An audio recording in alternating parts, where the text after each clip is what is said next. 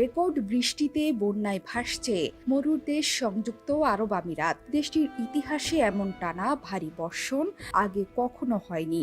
এর ফলে বিশ্বের অন্যতম আধুনিক শহর হিসেবে বিবেচিত দুবাই এখন বিশ্ব সংবাদের শিরোনাম। শহর শুধু তলিয়েই যায়নি, সেই সঙ্গে অচল হয়ে পড়েছে দুবাই বিমানবন্দর।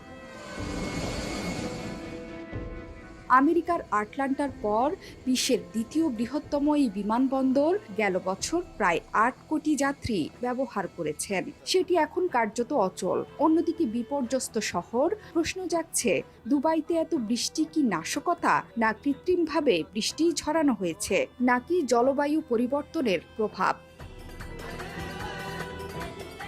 তাহলে বৃষ্টিপাত কতটা অস্বাভাবিক ছিল এবং প্রচণ্ড বর্ষণের পেছনে কারণগুলিই বা কি? বিজ্ঞানীরা বলছেন, মধ্যপ্রাচ্যের দেশগুলোতে বিরল এই বৃষ্টির মূল কারণ জলবায়ু পরিবর্তন। ব্লুমবার্গের প্রতিবেদনে বলা হয়, ক্লাউড সিডিং এর কারণেও এই বৃষ্টি হয়ে থাকতে পারে।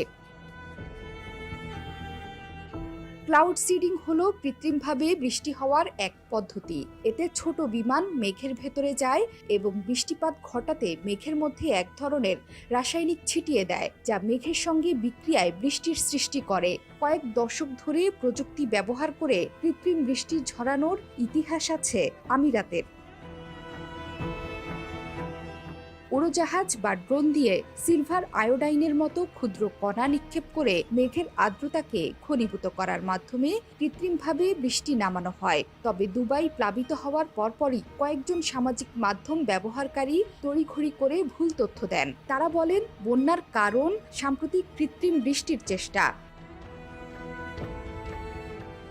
ব্লুমবার্গের প্রতিবেদনে বলা হয়, কৃত্রিমভাবে বৃষ্টি নামাতে রোববার ও সোমবার উড়োজাহাজ মোতায়েন করা হয়েছিল, তবে মঙ্গলবার অর্থাৎ বন্যার দিন হয়নি। অবশ্য কোন সময়ে কৃত্রিম বৃষ্টি ঝরানোর ঘটনাটি ঘটেছে তা আলাদাভাবে নিরপেক্ষ কোনো প্রতিষ্ঠানের মাধ্যমে যাচাই করা সম্ভব হয়নি।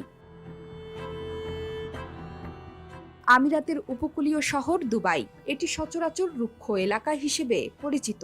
যদিও এখানে সারা বছরে গড়ে ১০০ মিলিমিটারের কম বৃষ্টিপাত হয়, মাঝে মধ্যেই ভারী বর্ষণও হয়। দুবাই থেকে ১০০ কিলোমিটার দূরে অবস্থিত আল আইন শহরে ২৪ ঘন্টায় ২৫৬ মিলিমিটার বৃষ্টিপাত রেকর্ড করা হয়েছে।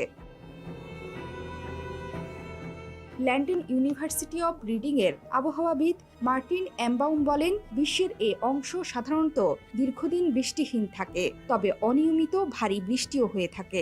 এরপরও এটা ছিল সবচেয়ে বিরল বৃষ্টিপাতের ঘটনা। এর পেছনে জলবায়ু পরিবর্তন কতটা ভূমিকা রেখেছিল এখনই তা সুনির্দিষ্ট